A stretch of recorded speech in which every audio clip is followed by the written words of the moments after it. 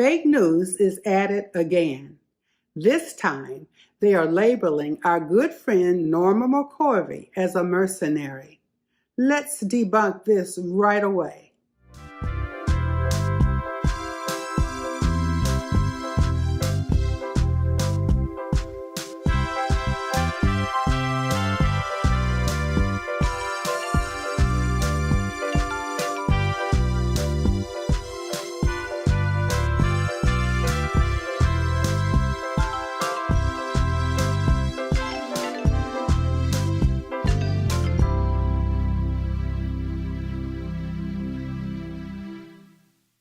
With so much going on with COVID-19, the elections, racial tensions, and more, how's this one for breaking news? Fake news was trying to rebrand our good friend, our dearly departed Norma McCorvey as a mercenary. Shameful. Norma, this show is dedicated to you. We are telling the truth and shaming the devil. Let's start with a clip from two of Norma's dear friends and mentors, Father Frank Pavone and Janet Morana. Life, I'm here with Janet Morana, our executive director and founder of Silent No More. That's right. Hi, Janet. We're coming to you from our Priest for Life headquarters here in Titusville, Florida, and this is an emergency live broadcast, That's if you right. will. Because of some breaking news out there with the LA Times about this documentary that's coming up. About Norma McCorvey, the Jane claiming the Jane Roe of Roe v. Wade flipped back to being pro-abortion, or they like to say pro-choice, on her deathbed is so much of a lie, so false, so crazy that we said, that's it. We had to get in the studio right now and tell you the truth. We've known, first of all, Father Frank and I have known Norma for decades. You know, it is no surprise to us. Right? It is no surprise that whether using clips of interviews done with her towards the end of her life, or trying to retell her story, or trying to get this or that person to say this or that, it is no surprise that the advocates of abortion, skillful liars that they are, would try to twist this story, because this is a painful story for them that actually very many in the pro-life side of this debate don't even know that the Jane Roe of Roe v. Wade ended up rejecting Roe v. Wade. Right. People still don't know that. When we've been telling this story because we've been part of this story for years, and we've been telling it for years, and a lot, and still to this day, you would think you would get to the point where people say, "Oh yeah, we know that." Right. They don't. No. And now, in a sense, that this effort of the other side to try to get people to think that it was all an act, that it was all a lie on her part, is actually going to get more people to realize that she did convert, which they didn't know. But let's. Well, we should just go back for a minute, Father, because as Norma had always told us and told everybody, she never had an abortion, and so that should be a fact. That's right. No, she did not have an abortion. Clear. Yeah. She never had an abortion. In fact, she had 3 pregnancies, and gave birth to 3 babies, all girls. Yeah. The first birth was her daughter Melissa, who her mother helped raise. The second baby, I believe, if I recall this correctly, she placed for adoption. And then there's the Roe baby, the baby in question, which, by the way, she never met. They were all people, again, when you talk people claim things, throughout the decades, they claimed, I'm the Roe baby. And Norma, remember Norma always told us, there's one thing about that baby only I know, she said, and I'll never, she goes, Father, I won't even tell you, because that's the only way I'm going to know for certain when that child comes forward that it's really them. Well, so she always had people. As a matter of fact, the funniest time when she had an Asian woman said that she was the Roe baby. Norma laughed about that. Yeah, exactly. Well, let's put this in context. First of all, people don't even know what we're talking about here. This afternoon, we've known for some days now that there's this documentary that is coming out on Friday night. So we haven't seen this documentary. We haven't seen it. That some people made in the final years, Years. or Months or years. We're not sure of Norma's exactly. life. Right. That now, today, the LA Times and a number of other publications have put out these articles that say, oh, you know, and it's amazing how uncritically the advocates of baby killing just absorb this, and then they proclaim it as dogma. You know, now you're going to see now it's proclaiming as dog. AOC even tweeted about this already. Already? Liar that she is. Oh my gosh. Saying, oh yeah, hey guys, you know, hey, this Norma McCorvey, she wasn't really pro-life after all, you know. And the narrative that they're trying to create It's crazy. is that the right, with a capital R, I guess they consider us part of that, I guess. right? Mm-hmm. Paid her, and she put on a big act so she could get money from the right. I want to delve into some of these things so people know what was going on over those years.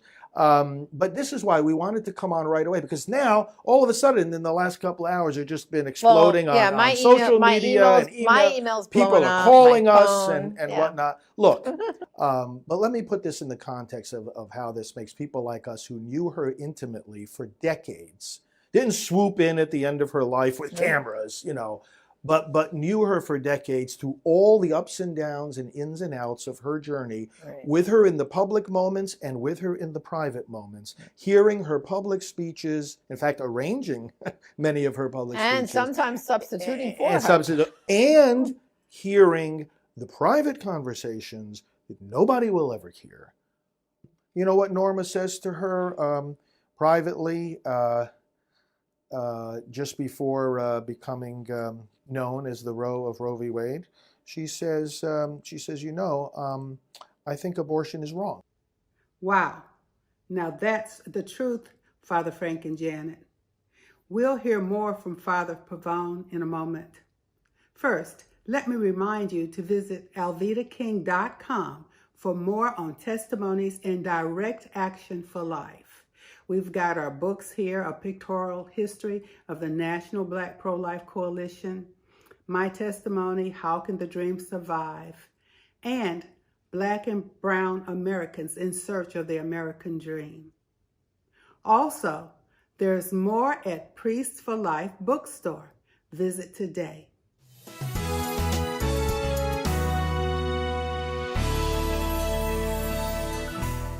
Before we return to Father Frank and Janet, let's take a peek at the soon-to-be-released account of how Roe v. Wade opened the floodgates for legal abortion in America. As an executive director of the film, I also have a cameo role in the movie. Brett Kavanaugh is officially confirmed. That will flip the decision. We have been in our second civil war for over 50 years now. A bunch of disorganized men are going to rid this country of abortion restriction.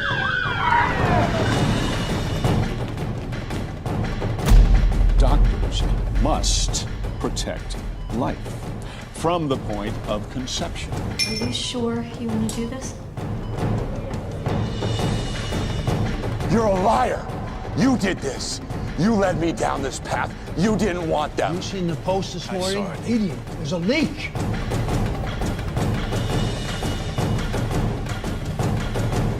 They've got Hollywood on their side. This is a conspiracy. Today, my mommy killed me. We found a girl in Texas. We'll give her a pseudonym. Call her Jane Roe. We found the right pregnant girl and the lawyers we could control. When you see a kid out of law school get to argue to the highest court in Texas, we want to rally behind the women's movement to get the TV media on board. What he's trying to say is I am the first Negro woman to graduate Harvard Medical. faith in God, respect for his law. You should join us. I promise you'd have more freedom. But we weren't Jewish, so we didn't say anything. And then they came after the mentally deficient. But we weren't deficient, so we did nothing. And now they're coming after the unborn. And so you're gonna do nothing?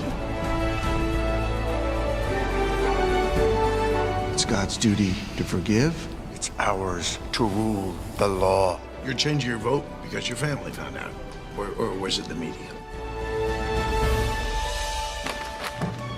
If we don't sort this out, fur will fly today. You were trying to control this Warren, old buddy. That is completely unethical.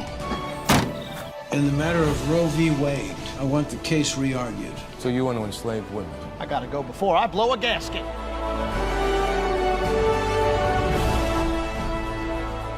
We got the majority. We're gonna win. This is beyond the authority of the Supreme Court. We are the law of the land. These girls should not be put through the pregnancy and should be entitled to an abortion.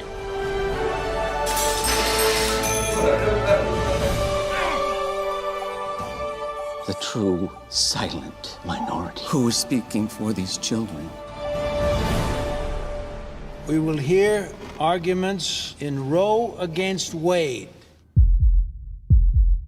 Again, you won't want to miss the true account of how Norma McCorvey was used against her knowledge to help bring Roe v. Wade into law. Now, back to Father Frank and Janet. Pennsylvania, and we're driving along, and she's in the car, and Sandra Cano's in the car. Was the doe of Roe and Doe? V. We Bolton. had them both in the car. Yeah, and we're just engaging in small talk, and we look out the window, and there's these animals grazing on the hillside, and I said creature. I said, yeah, look at all the creatures there, and you and she started laughing at that, and then it took on a life of itself. Yes. Hey, Father, how are the creatures? How are the creatures doing? So she made a creature farm for you that you could have on display. Yeah. But we had thousands of these kinds of moments with Norma. With Norma, and Like I said, she would laugh, she would cry, both emotions all the time, depending on what was going on in her life. And here's the bottom line. The first time I spoke to her, when I first met her, I said, so you're the Roe of Roe v. Wade? And she said, no. She said, I was the Roe of Roe v. Wade. Right. I am now a new creation in Christ. Right. That's not something to be taken lightly. Right. She lived that. She was faithful to that. Mm-hmm. And you know what else? It's the rejection of Roe that was at the core of this.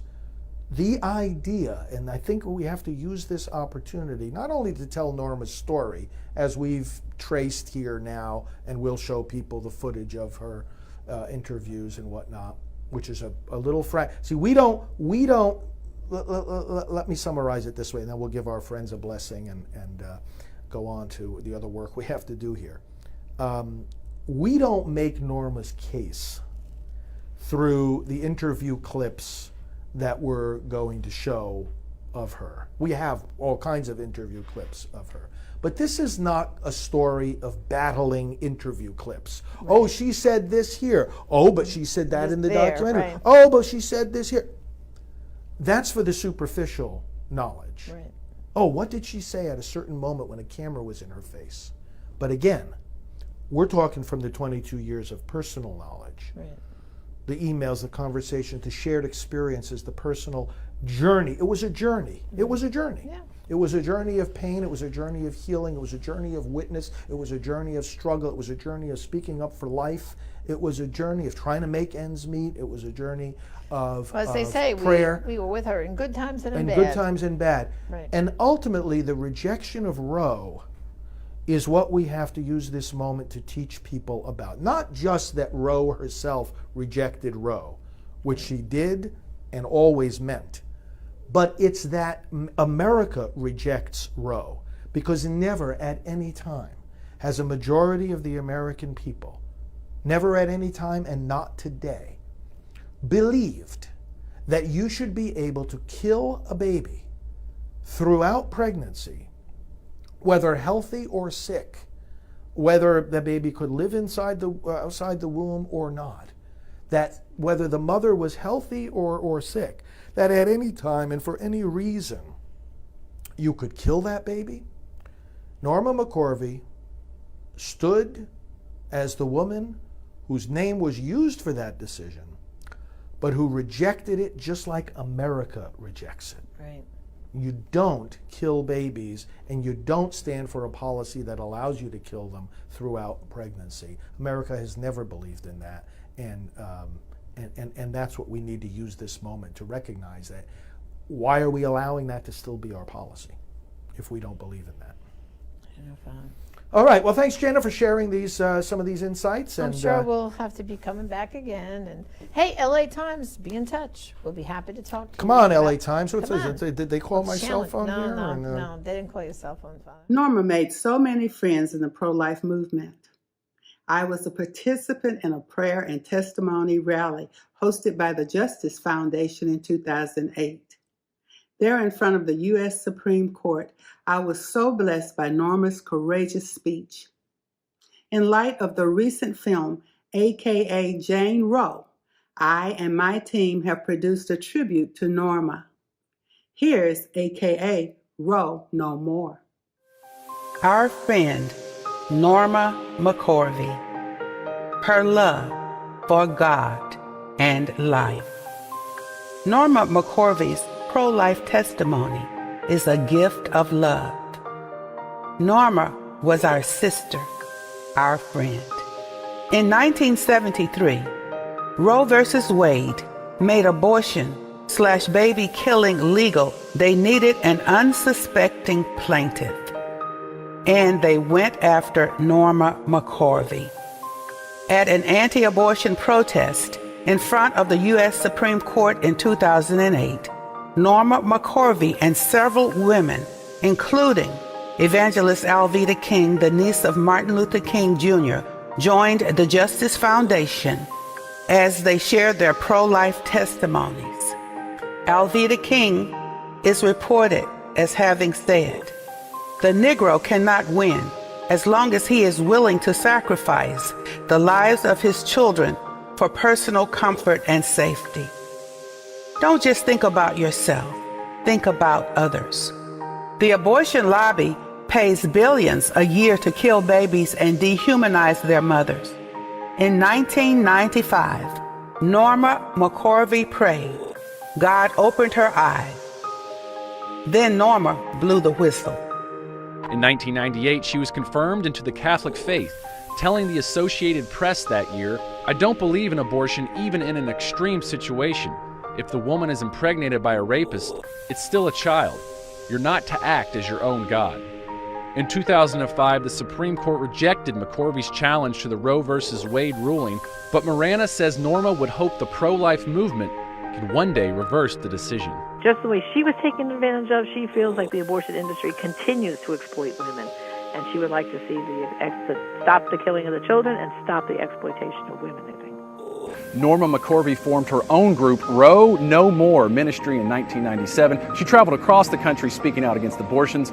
McCorvey died on Saturday of heart failure. She was in an assisted living center outside of Houston. McCorvey was 69 years old. Norma's heart was won and transformed by love, not money. Joan Lewis, EWTN's Rome Bureau Chief, met Norma McCorvey and heard her story firsthand. Joan now joins us from Rome. Joan, how did you meet Norma McCorvey and what struck you about her?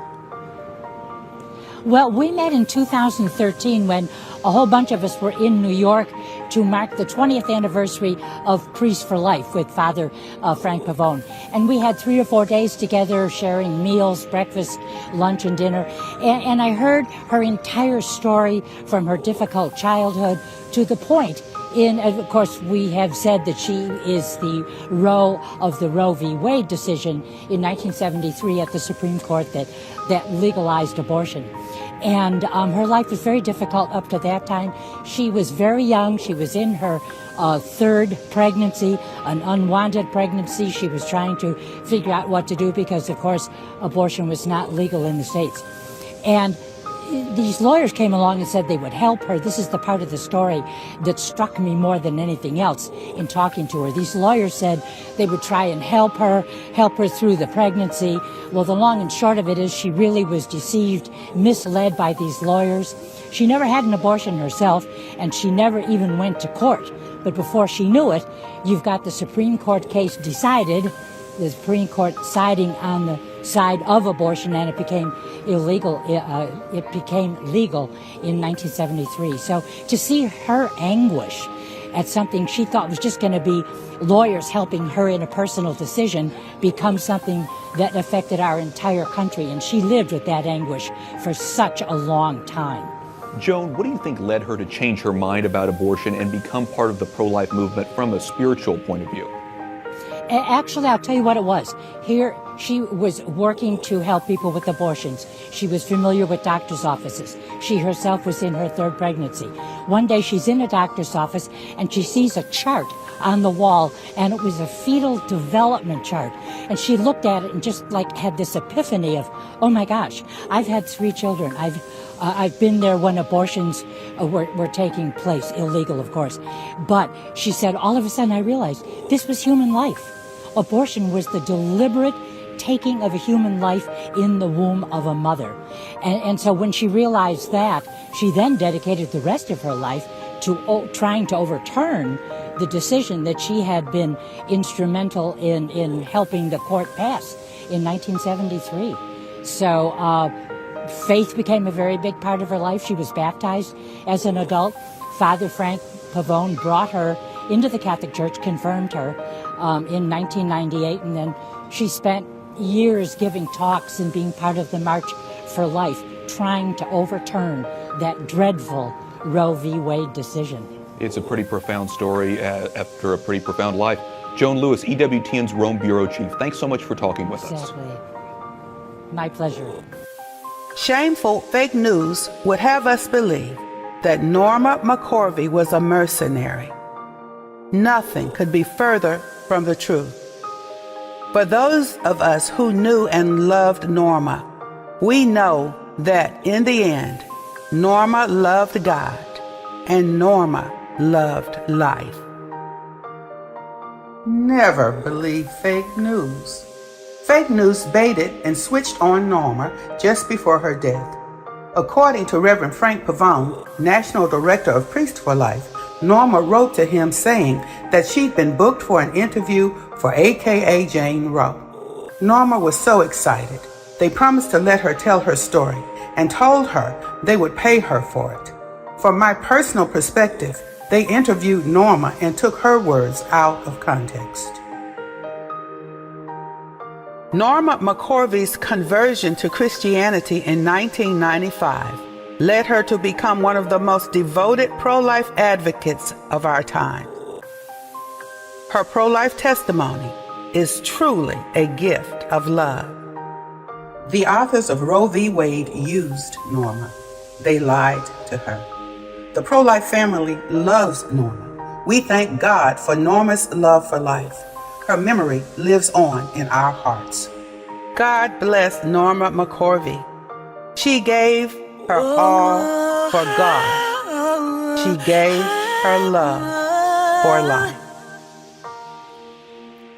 Today's the day the Lord has made, the day we planned our goodbyes.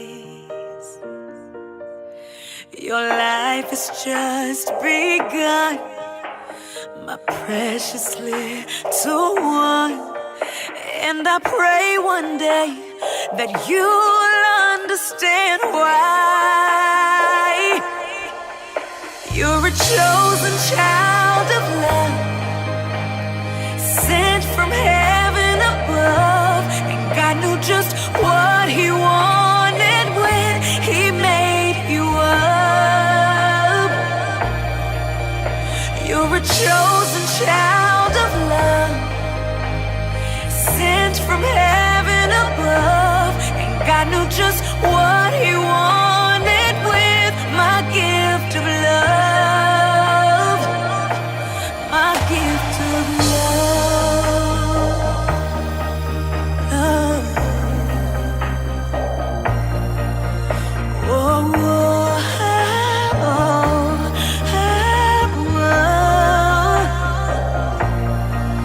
there's nothing that I won't do to stay right here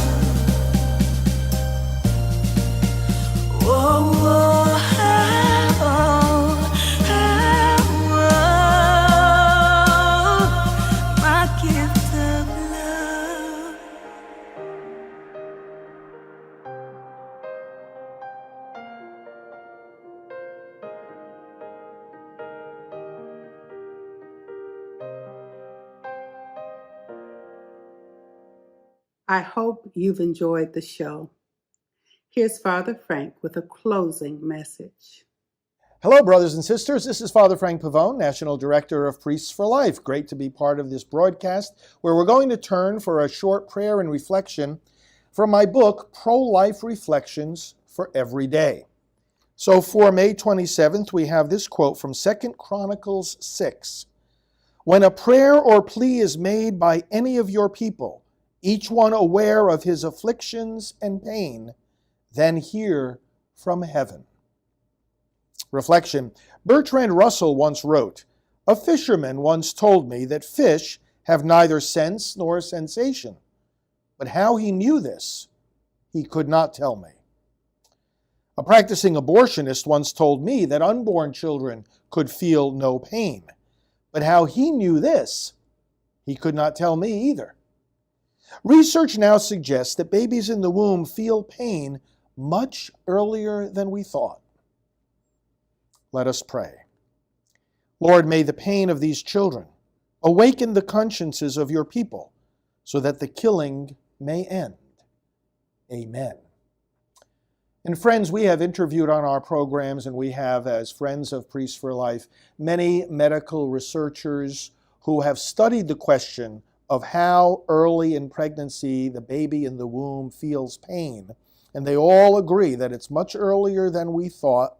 In fact, the pain that the babies feel in the womb is more intense than the pain you and I would feel, because the pain inhibitors that our bodies have develop after the pain receptors. So much so that the prestigious British medical journal The Lancet ran an article back a couple of decades ago now saying that painkillers should be used on dismemberment abortion procedures. Painkillers. We have in our country the Humane Methods of Slaughter Act to keep cattle from feeling unnecessary pain when they are slaughtered for our meals.